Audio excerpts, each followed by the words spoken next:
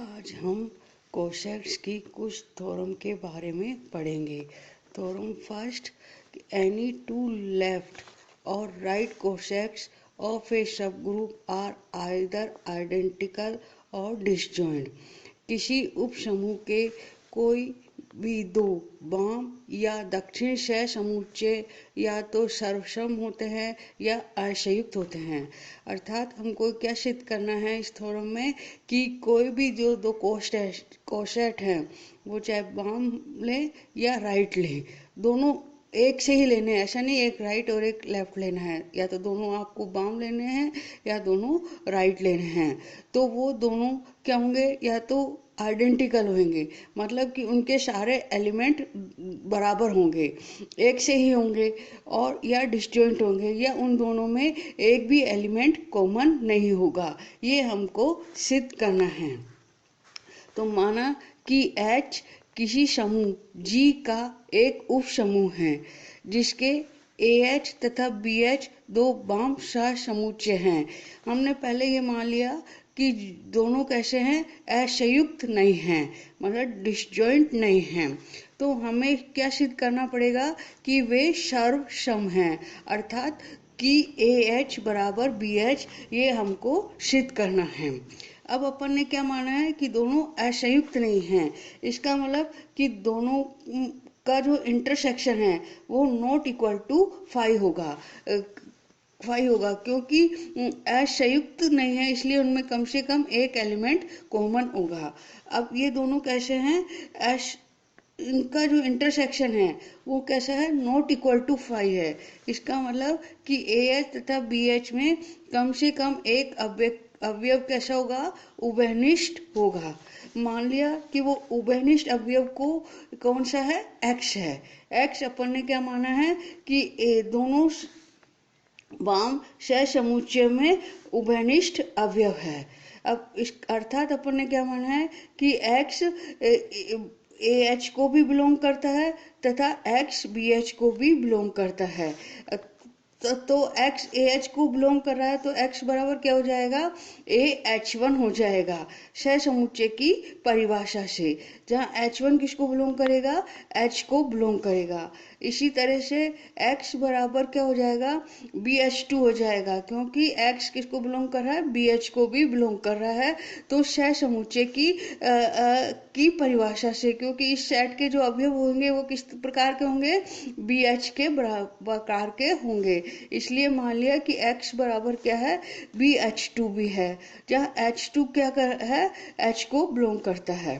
अब अपने पास क्या है, X बराबर AH1 भी है और X बराबर BH2 भी है। तो ये दोनों बराबर हो गए, इसलिए A बराबर अपन क्या करें, दोनों और H1 इनवर्स से गुणा कर दें। तो मतलब अपने पास क्या है, AH1 बराबर BH2 है, दोनों और A इनवर्स से गुणा कर सकते हैं अपन, क्योंकि H किसका एलिमेंट है, H का एलिमेंट है, और H क्या है, उप समूह है, इसलिए इसका प्रत्येक अवयव का क्या होगा, इनवर्स भी एग्जिस्ट करेगा, बराबर BH2H इनवर्स। तो A बराबर क्या आ जाएगा अपने पास, BH2H इनवर्स आ जाएगा। इसी तरीके से अपन B बराबर निकाल सकते हैं। B बराबर के लिए अपन क्या करेंगे, दोनों ओर H2 इनवर्स से गुणा कर देंगे। तो अपने पास क्या आ जाएगा, AH1 H2 इनवर्स बराबर BH2 इनवर्स। तो AH1 H2 इनवर्स बराबर क्या आ जाएगा, B आ जाएगा। अब किसी भी कोई भी अपन ने H का कोई दूसरा अवयव ले लिया तो AH किसको बिलोंग करेगा, AH सेट को बिलोंग करेगा। तो AH बराबर, अब अपन ने क्या किया, A का मान लगा दिया, तो ये आ जाएगा अपने पास। इसमें अपन ने सहचार्य गुणधर्म लगा दिया, तो इसको अपन क्या लिख सकते हैं, BH2H इनवर्स H। B इसको अपन ने H3 मान लिया, तो H3 बराबर क्या है अपने पास, H2H इनवर्स H।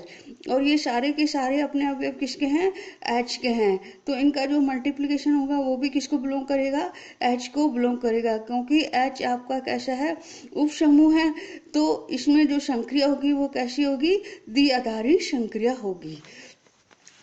तो इसलिए ये अवयव किसको बिलोंग करेगा, बी एच को बिलोंग करेगा। इस तरह से अपन ने क्या दिखा दिया कि ए एच के प्रत्येक अवयव बी एच को बिलोंग करते हैं, इसलिए ए एच क्या हो जाएगा, सबसेट ऑफ बी एच हो जाएगा।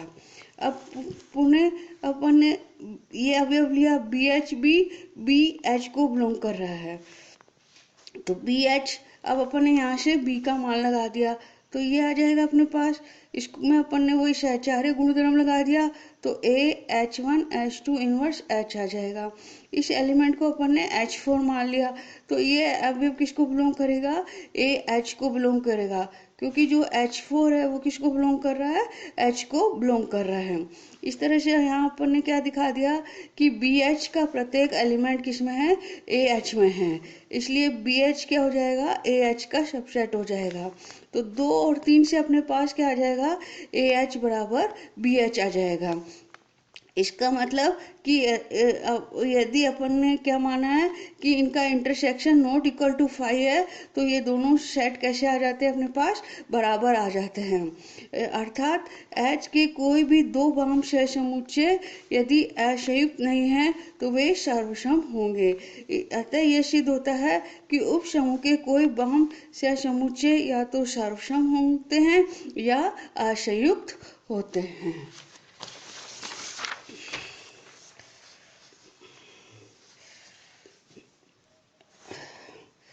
सेकंड थ्योरम है अपने कोशेट्स की लैग्रेंज थ्योरम। इसका स्टेटमेंट क्या है कि द ऑर्डर ऑफ एवरी सब group of a finite group is a divisor of the order of the group. किसी परिमित समूह के प्रत्येक उप समूह की कोटि समूह की कोटि की भाजक होती है, ये हमको सिद्ध करना है। प्रूफ माना कि H क्या है, एक परिमित समूह है तथा G उसका उप समूह है तथा ऑर्डर ऑफ G बराबर मान लिया अपन ने n है और ऑर्डर ऑफ H बराबर m है। तो हमको क्या सिद्ध करना है कि m क्या है, आपके n का भाजक है। अब हम ये जानते हैं कि किसी भी समूह को उसके सभी कोशेट्स लेफ्ट ले लें या राइट ले लें के यूनियन के रूप में लिख सकते हैं, इसलिए G बराबर क्या हो जाएगा, GH, जहाँ G belongs to H union, ठीक है। परंतु H के सभी वाम सहसमुच्चय भिन्न भिन्न नहीं होते हैं। जैसे हमने पढ़ा था कि अपन ने जब इसका Z प्लस में अपन ने 2Z प्लस का बनाया था, जैसे ये G है ये H है, तो अपने पास कितने डिफरेंट कोशेट्स आए थे, 2 आए थे, बाकी के सब उन्हीं के से सेम आ रहे थे, इसलिए इसमें भी जो सारे कोशेट्स है वो भिन्न भिन्न नहीं होंगे। तो मान लीजिए कि भिन्न भिन्न कोशेट्स की संख्या कितनी है, k है। तो अपन जो G है उसको क्या लिख सकते हैं, इन के सहसमुच्चय के यूनियन के रूप में लिख सकते हैं। अब चूंकि H के कोई दो असमान समुच्चय संयुक्त होते हैं, ठीक है ना। अब जैसे अभी अपन ने पहले वाली थ्योरम में पढ़ा था कि किसी भी समूह के दो कोशेट्स या तो कैसे होंगे, समान होंगे या कैसे होंगे, असंयुक्त होंगे। अब ये दोनों ये सारे कोशेट कैसे हैं, अपने पास असमान है, इसलिए ये कैसे होंगे, असंयुक्त होंगे। असंयुक्त है इसका मतलब कि इनका जो इंटरसेक्शन है वो क्या होगा, 5 होगा, कि मतलब किसी भी दो कोशेट्स में कोई भी अवयव क्या कॉमन नहीं होगा। इसलिए जी में कितने अवयव होंगे, इन सब सेट में जितने अवयव होंगे उनके जोड़ के बराबर जी में अवयव होंगे। इसलिए जी का जो ऑर्डर है वो क्या हो जाएगा, ऑर्डर ऑफ G1H हो जाएगा प्लस ऑर्डर ऑफ G2H हो जाएगा प्लस ऑर्डर ऑफ GKH हो जाएगा। पुनः अपन जानते हैं कि किसी भी कोशेट्स में कितने अवयव होते हैं, जितने कि H में अवयव होते हैं, इसलिए इन सब में कितने अवयव होंगे, जितने H में होंगे, मतलब बराबर अवयव होंगे। तो H में कितने अवयव हैं, M है, क्योंकि अपन ने ऑर्डर ऑफ एच क्या माना है, एम है, तो इन सब कोशेक्स का जो ऑर्डर है वो भी क्या हो जाएगा, एम हो जाएगा हम। इसलिए एन बराबर क्या हो जाएगा, M M M M plus M कहाँ तक आ जाएगा, के बार तक हो जाएगा। इसका मतलब कि एन बराबर एम के हो गया। तो ये क्या बता रहा है कि अपन एम को एन में एम का भाग दे सकते हैं, वो के बराबर होता है। ठीक है ना, कि ऑर्डर ऑफ एच क्या हो गया, ऑर्डर ऑफ जी का भाजक हो जाएगा। The converse of Lagrange theorem is not always true कि लैग्रेंज प्रमेय का विलोम आवश्यक रूप से सत्य नहीं होता है, कि जरूरी नहीं है कि ये ट्रू हो। अर्थात कि यदि एम समूह जी की कोटि एन का भाजक है तो आवश्यक नहीं है कि जी में एम कोटि का एक उपसमूह विद्यमान हो। ये इसका क्या हो जाएगा, लैग्रेंज थ्योरम का कन्वर्स हो जाएगा।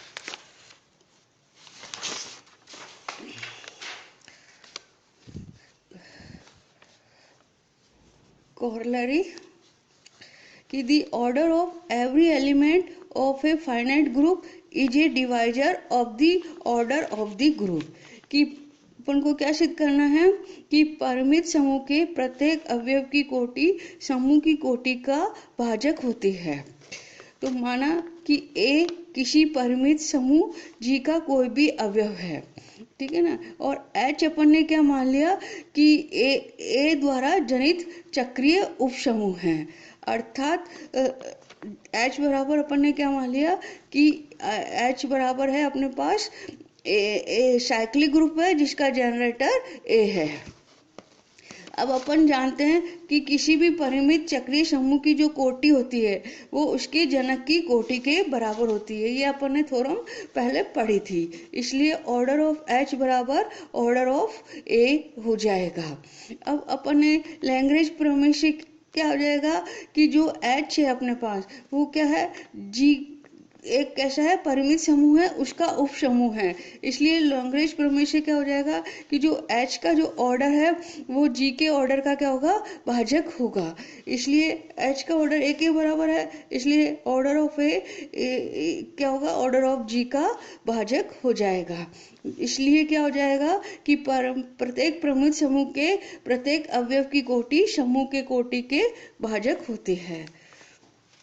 Second, if G is a finite group of order n and A belongs to G, then A की पावर n बराबर क्या हो जाएगा, E हो जाएगा। कि यदि A किसी n कोटि के परिमित समूह G का कोई अवयव है तो A की पावर n बराबर E होगी। ये हमको सिद्ध करना है, जहाँ E क्या है, G का तत्समक अवयव है।